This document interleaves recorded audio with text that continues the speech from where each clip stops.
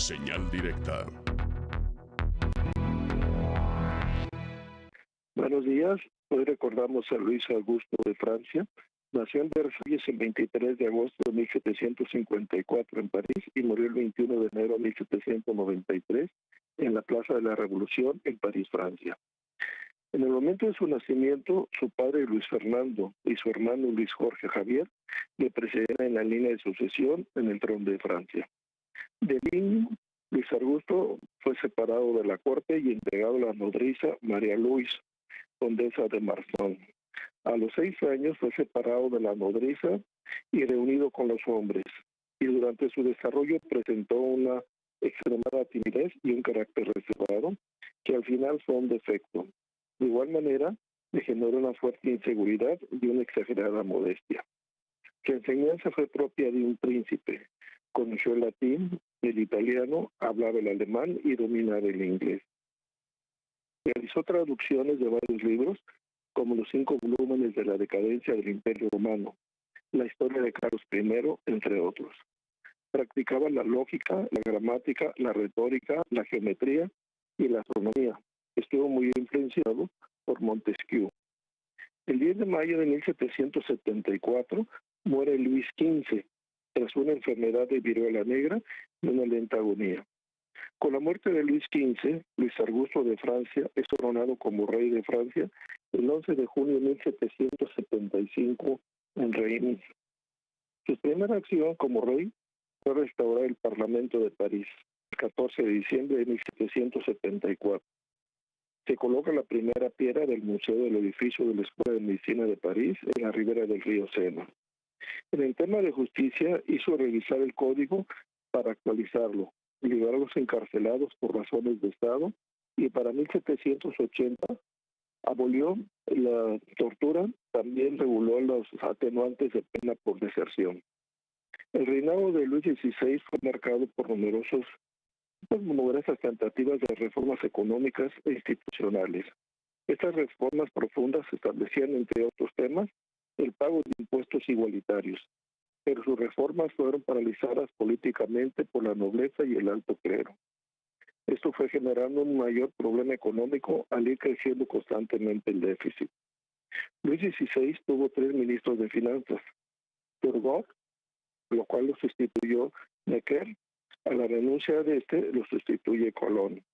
Los 3 ministros en su tiempo fueron seriamente presionados por los intereses de los privilegiados y de la Iglesia.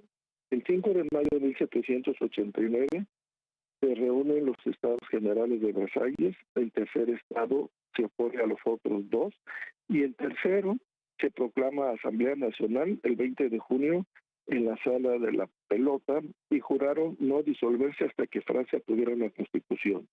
Este hecho fue en contra del rey Luis XVI, que había suspendido las reuniones de los Estados Generales porque el delfín Luis José falleció el 4 de junio de 1789 y se decretaron 2 meses de luto. Para el 9 de julio, la Asamblea General se le sumó el constituyente, así como gran parte del clero y 50 nobles. Para controlar, el rey Luis XVI hizo traer desde Alsacia a los regimientos para tomar Versalles y París. Este hecho aumentó la furia popular y para el 14 de julio el pueblo y desertores tomaron la fortaleza de la Bastilla como efecto del despotismo real. Así comienza la Revolución Francesa. Luis XVI terminó como preso político y la familia real trataron de huir de París. También se les acusó de tratar de armar una contrarrevolución. El 21 de julio de 1791 la familia real emprendió la fuga hacia los Países Bajos austríacos, pero fueron descubiertos y regresados a París. Ya prisionero, aceptó la Constitución francesa el 14 de septiembre de 1791.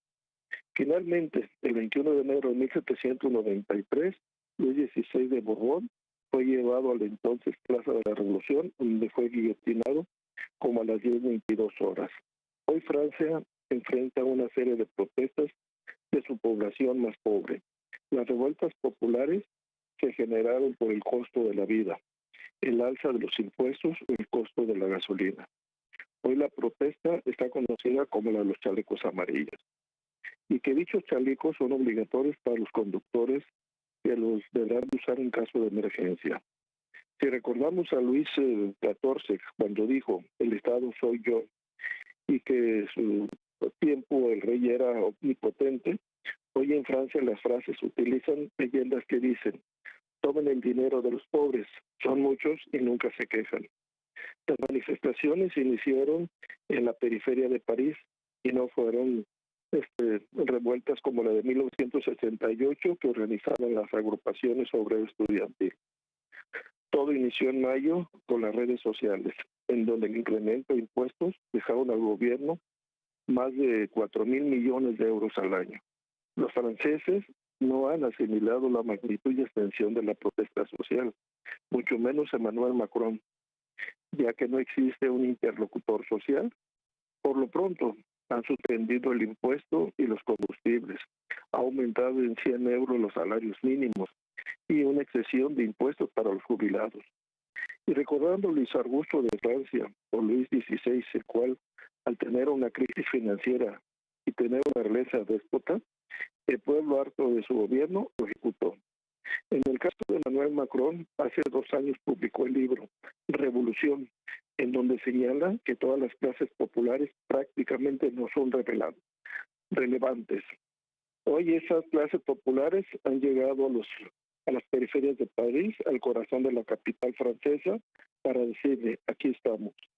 Este enojo acumulado por años ya no tiene quien lo detenga, ya que existe una fractura entre el pueblo y quienes dicen representarlo, ya sean partidos políticos o iglesias.